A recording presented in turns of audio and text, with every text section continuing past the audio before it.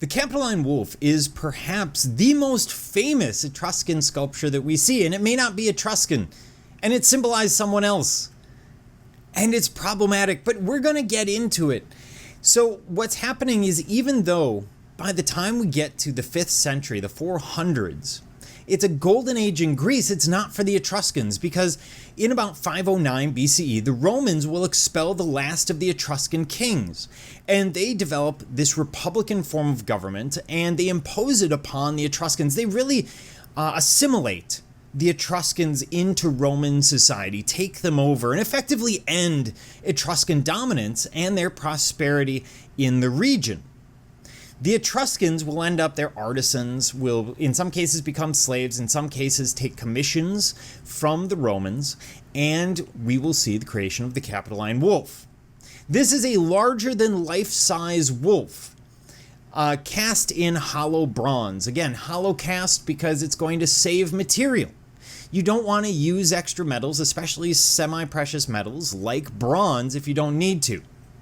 What we're seeing is the she-wolf that, according to legend, nursed Romulus and Remus, twins that would grow up, one to kill the other, and then name a city after him. Yes, the famous city of Rome, the famous city of Rome.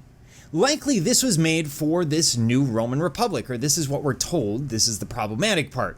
And becomes an emblem of Rome, the wolf being associated with the Roman state because it would protect the Romans, represents the state, the military, against all outside forces, the Romans being represented by the children, except the children are actually a later addition. They were added in the 15th century. They aren't part of this. Ignore the children. I mean, it worked for some generations. So ignore the children. We just have a wolf. Now, let's deal with one other really big issue, which is that the wolf may not actually date to the Etruscans or the Romans. In fact, it may be a medieval 13th, 14th century copy of something that they believed existed, or we know existed, on the Capitoline Hill, the hill where you would have the emperor's palace, etc., in Rome.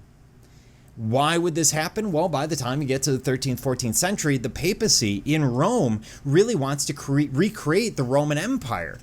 And everyone really wants to recreate the Roman Empire. It's part of history. We're going to be dealing with that a lot in the second half of this class. But you could imagine that they would recreate this and put it somewhere else, and then it just gets picked up as this Etruscan piece. And that's kind of what's happened. Now, in terms of dating, it's only in the last 10, 12 years that they've really gotten into this issue, and it's still argued, which is why we're still dealing with it as an Etruscan piece. But I want to make you aware that sometimes in art, we too have interesting controversies, or interesting if you happen to wear a tweed coat with patches on the elbows. We see a wolf that is fierce and protective, worried about danger approaching. We see the children underneath suckling from the wolf, the children in completely a different style, very realistic children that you wouldn't expect from the Etruscans, who are kind of in the archaic period. So what you get is this image of a fierce and protective mother wolf, tense, watchful, ready to attack anything that threatens her flock or these two children.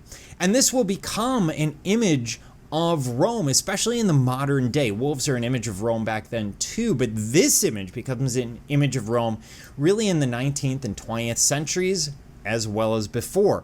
And we see it in street art like this, indicating that the Roman Empire is dead, that Italy is just pushing its, suffering from brain drain, pushing its youth into other countries to find other jobs. It becomes a symbol of what used to be great in Italy. So a very common image in street art that always indicates this early Roman history.